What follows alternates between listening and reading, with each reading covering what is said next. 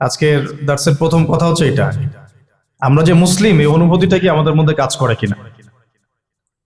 আল্লাহ পাক চাইলে তো আমাকে বৌদ্ধ খ্রিস্টান হিন্দু বানাতে পারতেন, তো আল্লাহ পাক আমাকে মুসলিম পরিবারে জন্মগ্রহণ করার তৌফিক দিয়েছেন। জন্ম নেওয়ার আগে আল্লাহ পাক আমাকে জিজ্ঞাসা করেন নাই তোমাকে কোন পরিবারে জন্ম দিব। কখনো কি মাথায় আসে যে আমি মুসলিম পরিবারে জন্মগ্রহণ করেছি, এর জন্য আল্লাহ শুকরিয়া আদায় করা উচিত? শুকরিয়া মানুষ কিভাবে আদায় করে আর কি। আপনি যদি কোনো ব্যক্তির জন্য বা আপনার স্ত্রী সন্তান আহাল পরিবার মা বাবার জন্য সারা জীবন পরিশ্রম করেন, এই যে আপনারা পড়াশোনা করছেন, চাকরি বাকরি করবেন, কামাই রোজগার করে স্ত্রীদেরকে খাওয়াবেন, এরপরে যখন স্ত্রী কোনোদিন দেখবেন যে আপনার কৃতজ্ঞ হচ্ছে না, কথা শুনছে না, আনুগত্য করছে না, বা সন্তানের পিছনে এত খরচ করার পরেও, এত মেহনত করার পরেও সন্তান কথা শুনে না, তখন বোঝা যাবে কিছুটা যে অকৃতজ্ঞতা কাকে বলে। অকৃতজ্ঞতা কাকে বলে এটা তখন কিছুটা অনুধাবন করা যেতে পারে। যে স্ত্রীর জন্য, যে পিতামাতা সন্তান সন্ততির জন্য আমরা এত পড়াশোনা করলাম, মেসে থাকলাম, ডাল ভাত খেয়ে থাকলাম, ঘুম ত্যাগ করলাম, বহু টাকা পয়সা খরচ করলাম, তারপরে একটা চাকরি খুঁজতে গিয়ে জুতা ক্ষয় করে ফেললাম, বসের গালি খেলাম, 9টা 5টা অফিস করলাম, এমন কোনো পরিশ্রম নাই যেটা করলাম না। যাদের জন্য করলাম তারা আমার কথা শুনে না, তারা আমাকে মূল্যায়ন করে না, তারা আমার উপস্থিতির মূল্যায়ন করছে না, আনুগত্য করছে না, নির্দেশ ফলো করছে না। তখন বোঝা যাবে কিছুটা হলেও যে আসলে অকৃতজ্ঞতা কাকে বলে, আর মানুষ হিসেবে আমরা আল্লাহর কাছে কতটা অকৃতজ্ঞ। আর যে আল্লাহ রাব্বুল আলামিন নিঃস্বার্থভাবে আমাদের জন্য এত কিছু করলেন বা করেন, করে যাচ্ছেন এবং যাবেন, সেই আল্লাহ পাকের সন্তুষ্টির জন্য আমরা মুসলিম হওয়ার হকটুকু আদায় করতে পারছি না। মুসলিম পরিবারে জন্মগ্রহণ করতে পেরেছি মানে আমাকে তো 5 ওয়াক্ত নামাজ পড়তেই হবে, এর কোনো মাফ নাই। তাহলে আমরা কেন নামাজ পড়ি না? মুসলিম পরিবারে জন্মগ্রহণ করতে পেরেছি মানে হচ্ছে আমাকে রমজান মাসে সওম রাখতে হবে, সওম রাখার মতো রাখতে হবে, তারপরেও বহু মানুষ রাখে না। যাকাত দিতেই হবে, দিতে হবে মানে দিতে হবে বলতে দিলেও হবে, না দিলেও হবে এমন নয়। নিসাব পরিমাণ সম্পদ হলে দিতেই হবে, তবুও আমরা অনেকেই দেই না। দিনের ইলম নিয়ে কথা হচ্ছিল, একজন মুসলিমের উপরে দিনের জ্ঞান অর্জন করাটা ফরজ। আপনাদের জন্য পলিটেকনিক ইনস্টিটিউশনে পড়া ফরজ নয়, ওয়াজিবও না, সুন্নতও না, মুস্তাহাবও না, এটা আপনার জরুরত, দুনিয়াবি একটা জরুরত, স্রেফ জরুরত। কেমন জরুরত? এটা কাপড় পরা যেমন জরুরত, এটা প্রয়োজন। ক্ষুধা লাগছে তার মানে তো আমাকে 1 গামলা ভাত খেতে হবে না, আমার জরুরত যতটুকু খেলেই তো আমি আবার দাঁড়িয়ে যেতে পারতেছি। তো জরুরত প্রয়োজনকে জীবনের লক্ষ্য বানিয়েছি আমরা, এটাই আমাদের সবচেয়ে বড় একটা ভুল সিদ্ধান্ত হয়েছে। এবং এই প্রয়োজনটাকে মানে উপলক্ষ্যটাকে লক্ষ্য বানিয়ে আমরা যা করছি তার 5%ও আমরা পরকালের জন্য, আল্লাহর জন্য, দ্বীনের জন্য, ইসলামের জন্য করছি না। এই কারণেই আমরা যে মুসলিম পরিবারে জন্মগ্রহণ করতে পেরেছি এই বোধটুকু আমাদের মধ্যে জাগ্রত হচ্ছে না, যে আমার জীবন যাপন, আমার লক্ষ্য, আমার উদ্দেশ্য, আমার চালচলন, আমার কাজকর্ম, এগুলো যে আর 10 জনের মতো হতে পারবে না বা হওয়া উচিত না। অন্যদের সাথে যে আমার একটা পার্থক্য আছে, আদর্শগত পার্থক্য আছে, জীবনের লক্ষ্য উদ্দেশ্যগত পার্থক্য আছে, এই দুনিয়াতে আসার পিছনে যে রহস্য, এর পিছনেও পার্থক্য আছে, গন্তব্যেও পার্থক্য আছে। আমরা ছাড়া, মুসলিমরা ছাড়া অন্য যে কোনো কাফের যদি কাফের অবস্থায় মৃত্যুবরণ করে সরাসরি বিনা হিসেবে জাহান্নাম, এটা ওদের গন্তব্য। আর আমরা মুসলিম পরিবারে জন্মগ্রহণ করে আশা করি জান্নাতে যাওয়ার জন্য, আশা করি আমরা জান্নাতে যাব, এই আশাটা আমাদের মধ্যে থাকে। কিন্তু মুসলিম পরিবারে জন্মগ্রহণ করা একটা মানুষ যে কাজগুলো তার উপরে অবধারিত সেগুলোর ফিকির আমাদের মধ্যে আসছে না, এটাই হচ্ছে সবচেয়ে আফসোসের বিষয়। তো প্রথম যে বিষয়টা সেটা হলো সলাতের পাবন্দি আমাদের মধ্যে থাকতেই হবে যদি আমরা মুসলিম হয়ে থাকি। সলাত যে ব্যক্তি ঠিকঠাক মতো আদায় করছে না, এটা খুব স্ট্রং ফতোয়া যে তাকে আমরা পরিপূর্ণ মুসলিম কখনোই বলতে পারি না। দ্বিতীয় কথা হচ্ছে যে রমাদান মাসের সওম এবং এই প্রয়োজনটাকে মানে উপলক্ষটাকে লক্ষ্য বানিয়ে আমরা যা করছি তার 5%ও আমরা পরকালের জন্য, আল্লাহর জন্য, দ্বীনের জন্য, ইসলামের জন্য করছি না। এই কারণেই আমরা যে মুসলিম পরিবারে জন্মগ্রহণ করতে পেরেছি এই বোধটুকু আমাদের মধ্যে জাগ্রত হচ্ছে না যে আমার জীবন যাপন, আমার লক্ষ্য, আমার উদ্দেশ্য, আমার চালচলন, আমার কাজকর্ম এগুলো যে আর 10 জনের মতো হতে পারবে না বা হওয়া উচিত না। অন্যদের সাথে যে আমার একটা পার্থক্য আছে, আদর্শগত পার্থক্য আছে, জীবনের লক্ষ্য উদ্দেশ্যগত পার্থক্য আছে, এই দুনিয়াতে আসার পিছনে যে রহস্য এর পিছনেও পার্থক্য আছে, গন্তব্যেও পার্থক্য আছে। আমরা ছাড়া, মুসলিমরা ছাড়া অন্য যে কোনো কাফের যদি কাফের অবস্থায় মৃত্যুবরণ করে সরাসরি বিনা হিসেবে জাহান্নাম, এটা ওদের গন্তব্য। আর আমরা মুসলিম পরিবারে জন্মগ্রহণ করে আশা করি জান্নাতে যাওয়ার জন্য, আশা করি আমরা জান্নাতে যাব, এই আশাটা আমাদের মধ্যে থাকে। কিন্তু মুসলিম পরিবারে জন্মগ্রহণ করা একটা মানুষ যে কাজগুলো তার উপরে অবধারিত সেগুলোর ফিকির আমাদের মধ্যে আসছে না, এটাই হচ্ছে সবচেয়ে আফসোসের বিষয়। তো প্রথম যে বিষয়টা সেটা হলো সলাতের পাবন্দি আমাদের মধ্যে থাকতেই হবে যদি আমরা মুসলিম হয়ে থাকি। সলাত যে ব্যক্তি ঠিকঠাক মতো আদায় করছে না, এটা খুব স্ট্রং ফতোয়া যে তাকে আমরা পরিপূর্ণ মুসলিম কখনোই বলতে পারি না। দ্বিতীয় কথা হচ্ছে যে রমাদান মাসের সওম আমাদেরকে রাখতে হবে এবং আমরা রাখছি আলহামদুলিল্লাহ। এবং এই সওমটাকে শুধুমাত্র না খেয়ে থাকা আর পানি না খাওয়ার মধ্যে সীমাবদ্ধ রাখা যাবে না। মূল কথা হচ্ছে ভাই, এই আল্লাহ রাব্বুল আলামিনের দিকে প্রত্যাবর্তনের জন্যই রমজান মাসটা আমাদের কাছে আসে। কারণ সারা বছর আমরা বিভিন্ন দিকে ছন্নছাড়া হয়ে যাই। একটা আছে ঘর, এই ঘরের মধ্যে অনেক মানুষ আছে, এই মানুষগুলো বিভিন্ন দিকে ছুটে চলে গেছে, তাদেরকে ঘরে ফিরিয়ে আনতে হবে। ফিরিয়ে আনার মৌসুমটা হচ্ছে রমজান। এটা না খেয়ে থাকার মৌসুম না, পানি পান না করার মৌসুম না, এটা স্ত্রী সহবাস করবো না এটার জন্য রমজান নয়। এটা আমাদের একটা রেগুলেশনস, রুলস, আল্লাহর পক্ষ থেকে দেয়া একটা রেগুলেশনস। এটা কিন্তু মূল উদ্দেশ্য না।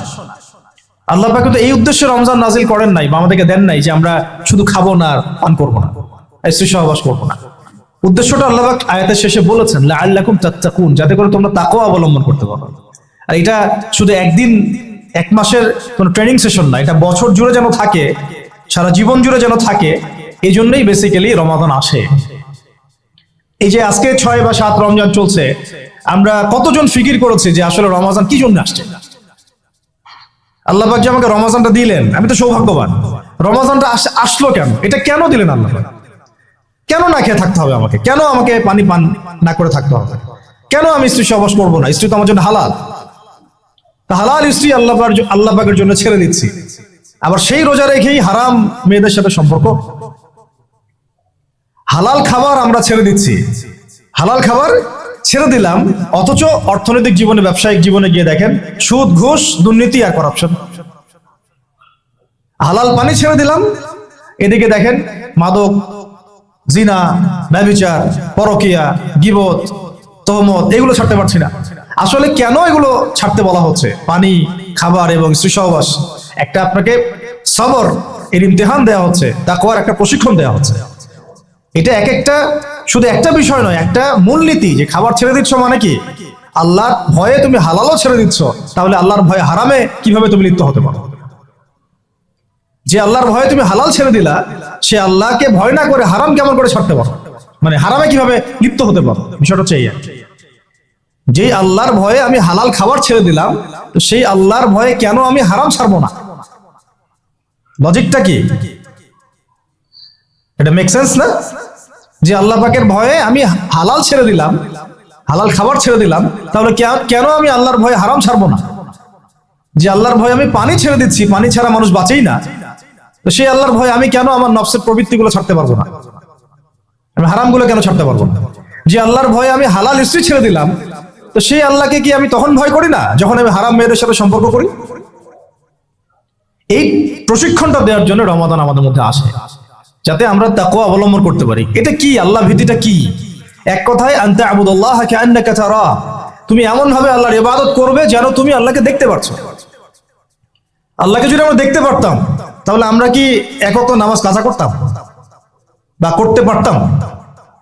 না পড়ে থাকতে পারতাম, যাকাত না দিয়ে থাকতে পারতাম, সুদ খাইতে পারতাম, জেনা করতে পারতাম, ঘুষ খাইতে পারতাম, জুলুম করতে পারতাম, মানুষকে এইভাবে ঠকাতে পারতাম, মাপে কম দিতে পারতাম, এইসব কবিরা গুনাহ করতে পারতাম আল্লাহ যদি সামনে থাকতেন? আল্লাহ পাক হাদিসের মধ্যে রাসূলের মাধ্যমে এটা জানাচ্ছেন, এমন ভাবে আল্লাহর ইবাদত করো যেন তুমি আল্লাহকে দেখছো। ওয়াইল্লাম তাকুন তারাহু ফাইন্নাহু ইয়ারা, তুমি যদি আল্লাহকে দেখতে না পারো জেনে রাখবা আল্লাহ তোমাকে দেখছেন। এটা হলো ইহসান, এর সাথে তাকওয়া সম্পৃক্ত। মানুষের ভাষা, মানুষের রং, মানুষের বংশ, এগুলো আল্লাহ পাকের কাছে মর্যাদার মানদণ্ড নয়। ইল্লা তাকওয়া, শুধু তাকওয়াই। ইন্না আকরামাকুম ইনদাল্লাহি আতকাকুম, তোমাদের মধ্যে সবচেয়ে আকরাম ব্যক্তি আল্লাহর কাছে সেই যে ব্যক্তি আল্লাহ পাকের কাছে অনেক বেশি মুত্তাকি, পরহেজগার। এবং এটা বাহ্যিক ভাবে লেবাস, পোশাক, দাড়ি টুপি দিয়ে বোঝা যায় না, এটা থাকে আত-তাকওয়া হা হুনা, কলিজার মধ্যে থাকে। আমার দাড়ি টুপি জুব্বা পাগড়ি দেখে আপনি বলতে পারবেন না যে আমি খুব মুত্তাকি মানুষ, এটা বলার কোনো সুযোগই নাই। আপনি ধারণা করতে পারেন সর্বোচ্চ হতে পারে মানুষটা ভালো, কিন্তু সে কতটুকু ভালো, কতটুকু মুত্তাকি, এটা আল্লাহ ছাড়া কেউ জানেন না।